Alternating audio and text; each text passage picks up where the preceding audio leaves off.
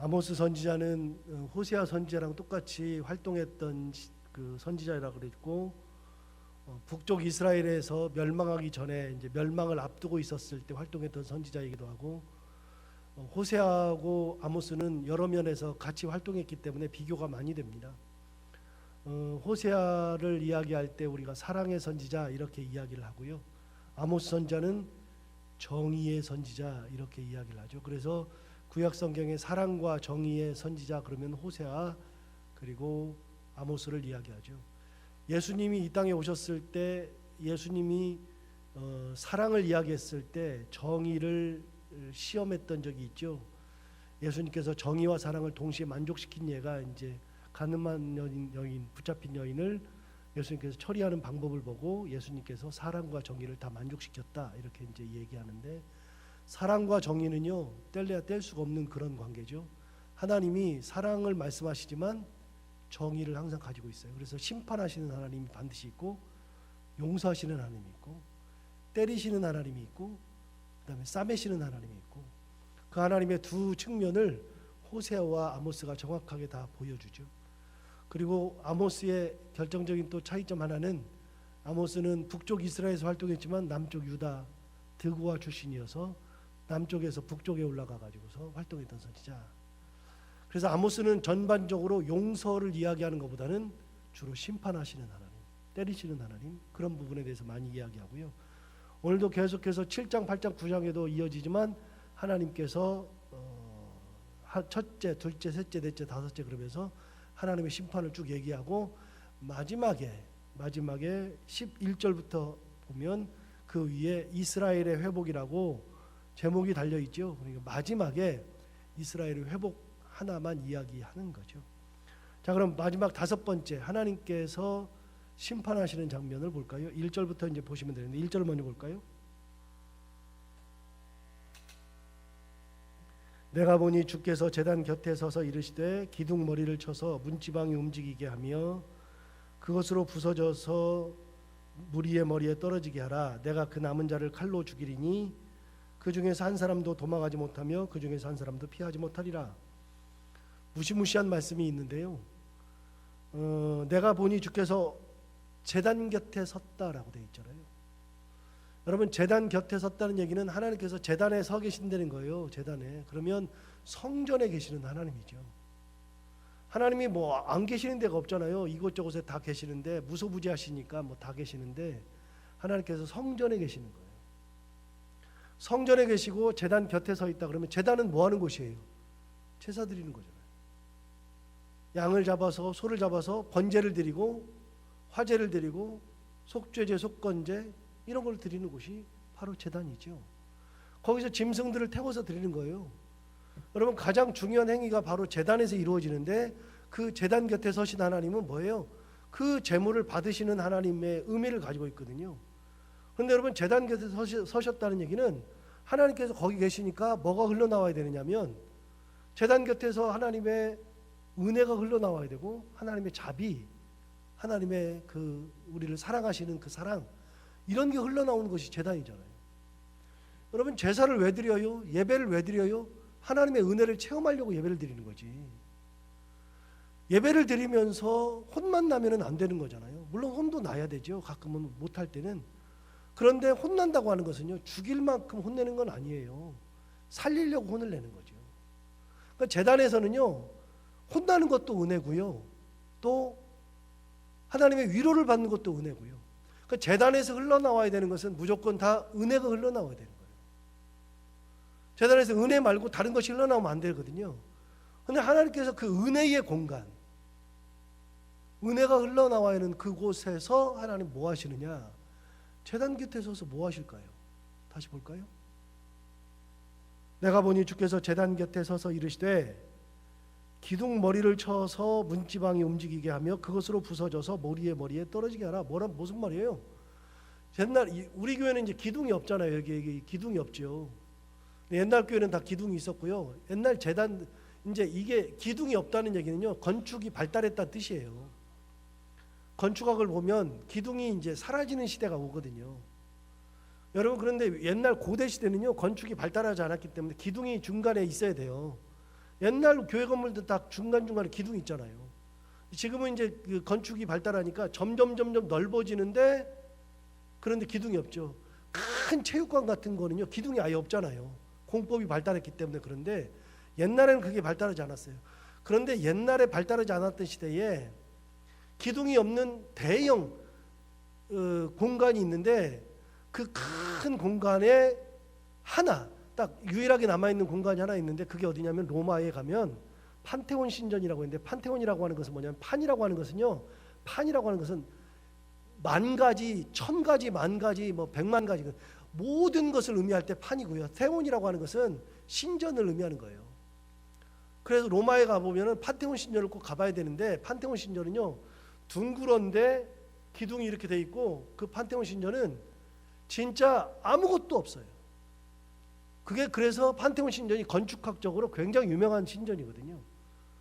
그런데 여러분, 지금 우리 교회도 이 기둥이 없는데 모든 곳은 다 기둥이 있고요. 성전도 기둥이 있어요. 그래서 이스라엘 성전을 이렇게 조감도를 보면요, 기둥들이 얼마나 많은지 몰라요?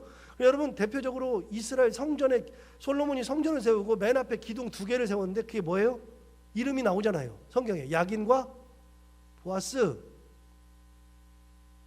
그 야긴과 보아스라는 말의 뜻이 뭐 저가 이루리라, 하나님께서 이루신다 그 말이에요. 저가 세우신다, 하나님께서 세우시고 하나님께서 이루시고 하나님의 뜻이 드러나고, 기둥에다가 이름을 붙였어요. 하나님이, 솔로몬이 다 지어놓고서 하나님이 이거 세운 거야 이렇게 기둥 세웠죠. 그런데 지금 하나님 뭐 하라고요? 제단 곁에 서가지고 제단 곁에 서서 뭐라 하냐면 기둥 머리를 쳐라. 기둥에 머리를 치면 어떻게 돼요? 무너지잖아요. 기둥 머리를 쳐서 문지방이 움직이게 하며 그것으로 부서져서 무리의 머리에 떨어지게 하라. 그러면 여러분, 예배 드리러 온 사람들인데, 여기에 다 제사 드리러 온 사람인데 하나님께서 뭐 하라고요? 다 기둥 머리를 쳐가지고서 문지방 흔들리게 한 다음에 그것이 다 떨어져가지고 완전히 다 거기 있는 사람들을 다 죽여라 그 말이에요. 얼마나 무시무시한 거예요. 생각해 보세요. 교회가 무너진다고 생각해 보세요. 우리 모두가 다 예수 믿으려고 여기 와 있고 잘 믿으려고 여기 와 있는데 어느 날 갑자기 무너져가지고, 건물이 무너져가지고 여기 싹 다 죽는다. 그거 무시무시한 얘기예요. 그런데 하나님께서 그렇게 하시겠다. 왜요? 하나님의 뜻대로 살지 않고 하나님의 뜻을 어겼으니까, 하나님의 뜻이 아닌데도 자꾸만 그렇게 하면서 그러면서 제사 드리니까. 그래서 하나님 뭐라 그랬어요? 너희가 월삭 지키고 안식일 지키는 것이 다 뭐라고? 옛날에 아모스에서 나왔어요. 6장인가에 나왔어요. 너희가 월삭을 지키고 안식일을 지키는 게 다 뭐라고 얘기했냐면, 그게 전부 다 너 좋아서 하는 일이다. 내가 좋아서 하는 게 아니라 네가 좋아서 하는 거다. 그러면서 뭐라 그랬어요? 7장인가에 뭐라고 나왔어요? 월삭을 지키면서 우리가 밀을 언제 낼고 언제 파나, 장터에 가서 밀을 언제 팔까? 그러니까 여러분, 월삭을 지키는 거예요? 지금 장사할 생각하고 있는 거예요? 장사할 생각하는 거죠. 하나님께서 그러니까 말씀하시는 거예요. 너희가 제사를 드리러 왔는데 제사 드리는 사람이 아니에요. 형식만 딱 남아있어요. 그러니까 하나님 뭐라 그래요? 다 쳐가지고 무너뜨려서 죽이겠다. 이게 지금 나라한테 하는 얘기예요. 이스라엘이라는 나라가 온통 하나님 앞에 범죄하고 있는데, 하나님 앞에 제사는 드리는 나라인데, 그런데 제사를 드리는 게 중요한 게 아니라 말씀대로 사는 게 중요하다. 제가 그 성경을 보면서 항상 느끼는 것이기도 하고 몇 번도 말씀드렸지만, 여러분, 하나님은 우리를 책망하실 때 안식일을 지키지 않아서 책망한 적은 거의 없어요. 보이지 않아요. 기도 안 했다고 책망하신 적이 없어요. 하나님 뭐 때문에 책망하신다고요? 말씀대로 살지 않아서, 순종하지 않아서, 말씀을 붙들지 않아서. 그러니까 교회 열심히 나와가지고 제사 예배 드리고 나가가지고 막 나가자마자 싸우고 있고, 나가자마자 하나님의 뜻과 상관없이 하면 하나님이 그 사람의 예배를 받지 않으시는 거죠. 당연한 거 아니겠어요? 그런데 지금 그 말씀 하시는 거예요. 제단 곁에 서신 하나님이에요. 제단 곁에 섰으니까 여기 제단 곁에 딱 서 계시는 하나님이시면, 여기에서 제사를 드리는 사람들, 예배 드리는 사람들 다 알고 계시단 말이죠. 그런데 여러분, 와서 이 사람들이 제사를 드리고 있는데, 한 사람 한 사람씩 다 소도 드리고 양도 드리고 다 드리고 있는데 하나님이 그걸 안 받으신단 말이에요. 안 받으시고 어떻게 한다고요? 기둥 위쪽을 쳐가지고서 다 무너뜨려서 죽인다. 그런데 그걸로 끝이 아니죠. 1절을 다시 읽어볼까요?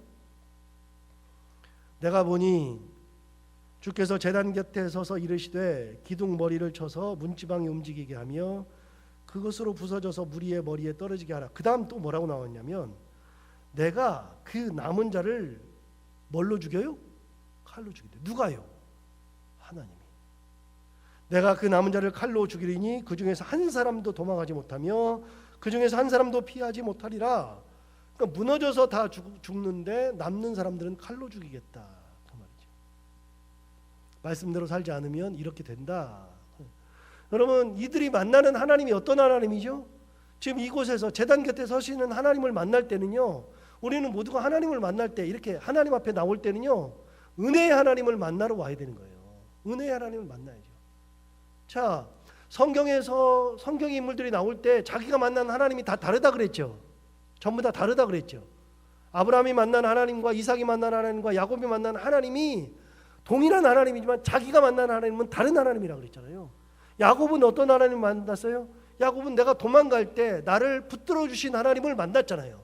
야곱은 형을 만나러 올 때 형 앞에 가서 서야 되는데 형이 칼을 들고서 와서 죽이려고 할 때 나를 그 죽음에서 구원하신 하나님을 만났잖아요. 하나님을 만날 때 다르죠. 다니엘은 무슨 하나님을 만나요? 다니엘은 자기가 하나님의 뜻대로 살려고 결심하면서 내가 채식을 하려고 한다 그랬을 때에 채식하면은 살이 더 빠지고 안 될 텐데 싶었는데도 자기의 뜻을, 하나님을 사랑하는 자의 뜻을 세우시는 하나님을 만나잖아요. 그래서 사자굴에 들어갈 때도 하나님의 뜻대로 들어가서 사자굴에서 사자에게서 보호하신 하나님을 만나죠. 여러분은 무슨 하나님 만나요? 우리도 하나님 만나는데 다 다르잖아요. 여러분, 38년 된 병자는 예수님을 만났을 때 어떤 예수님을 만났어요?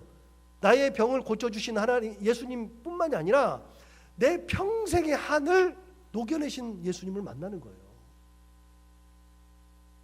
하나님을 만날 때 우리는 다 다른 하나님을 만나요. 여러분이 만나는 하나님과 여러분의 자녀가 만나는 하나님이 달라요. 그러니까 목사가 만나는 하나님과 목사의 자식이 만나는 하나님이 다를 수 있어요. 제가 아는 목사님은요, 그 아이가 우리 보석이 동갑인데 그 아이가 교회를 안 나가, 교회를. 그래가지고서는 뭐 엄마 아빠가 난리가 나요. 이 아이 교회 나오게 하려고 그러는데 얘가 워낙 튀니까요. 교회 나오라 그러면 집을 나가버리니까, 걔가 너무 강하니까 교회 나오라고도 못해요. 애가 청년부 당연히 안 가죠. 교회도 안 나가는데 목사 아들이. 왜요? 만난 하나님이 달라서 그래. 걔가 저희 집에 올 기회가 있어가지고, 자기 부모랑 올 기회가 있어가지고 식사하면서 제가 계속 얘기했어요. 그러면서 애를 설득했는데 요즘에 나 잘 나가냐 그랬더니 잘 나간대요. 조금 변했어요, 애가. 여러분, 사람마다 만나는 하나님이 다르다고요. 그런데 여러분, 제단 곁에서 만나는 우리 하나님은 어떤 하나님을 만나야 돼요? 은혜의 하나님 만나야 돼요. 나를 사랑하시는 하나님 만나야죠. 그런데 지금 이스라엘 사람들이 만나는 하나님은 어떤 하나님이요? 나를 죽이시는 하나님, 파괴의 하나님을 만나고 있잖아요. 잘된 거예요? 못된 거예요? 못된 거죠. 잘못되는 거죠. 여러분, 왜 그래요? 말씀을 붙들지 않아서 그래요. 이스라엘이 멸망한 거는요, 말씀을 붙들지 않아서. 우리가 역대상 역대하를 이야기했죠. 역대하를 읽었죠. 열왕기상 열왕기하를 읽었죠. 그때 우리가 보면서 느꼈던 게 뭐예요? 이스라엘이 왜 망했죠? 힘이 없어서요? 경제를 못해서요? 정치를 못해서요? 외교를 못해서요? 군사적으로 약해서요? 아니요. 성경은 그런 얘기를 한 적이 없다니까요.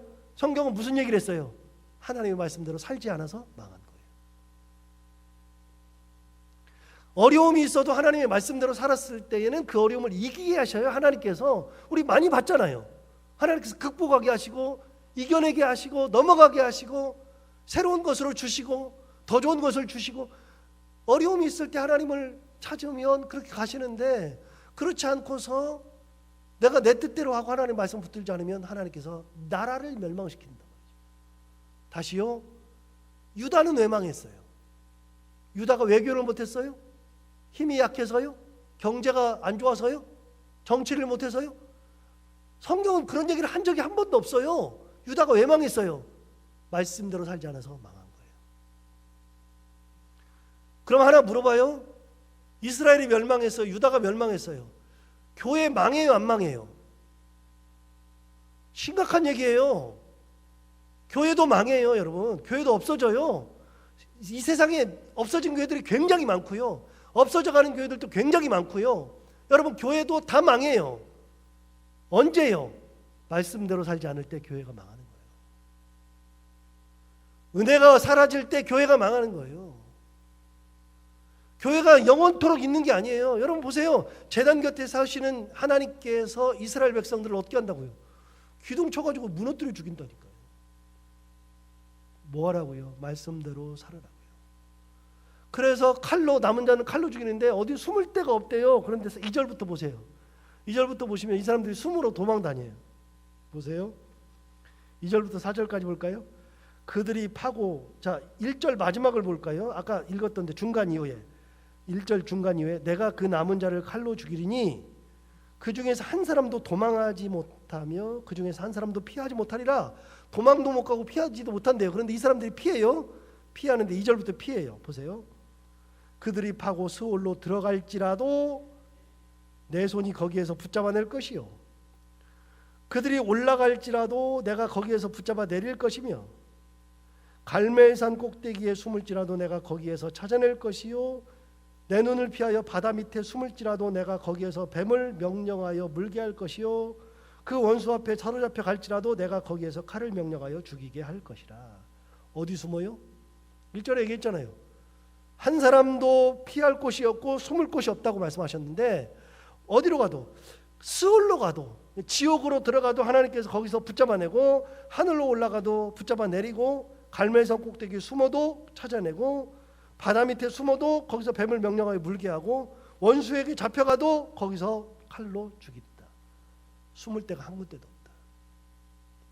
여러분 그 하나님의 진노의 불길을 누가 막아요? 없죠. 여러분 어디를 가도 하나님께서 다 찾아낸대요. 자 여기서 잠깐 시편 139편 한번 가볼까요? 시편 139편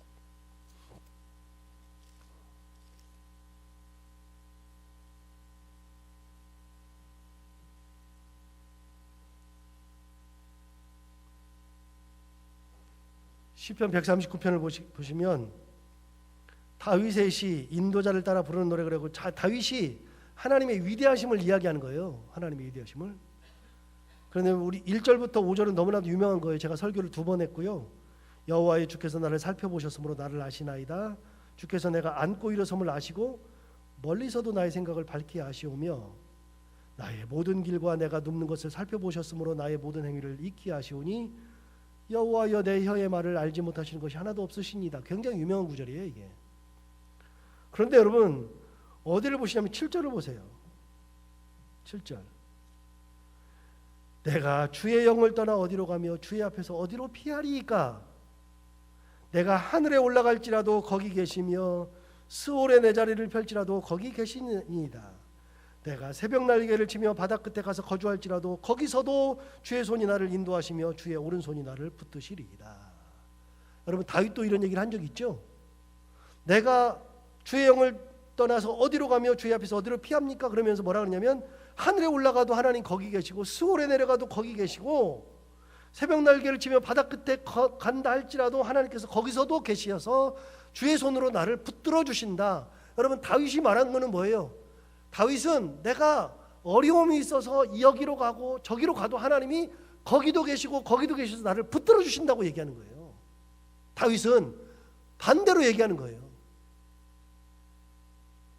여기로 가도 하나님이 거기서 나를 도와주시고 저쪽으로 가도 저쪽에서 하나님이 거기 계셔서 나를 도와주시고 바다 끝에 가도 하나님께서 거기 계셔서 나를 도와주시고 하늘로 가도 하나님께서 거기서 계셔서 나를 도와주시고 어느 곳을 가든지 하나님께서 나를 도와주신다 그 말이죠. 다윗은.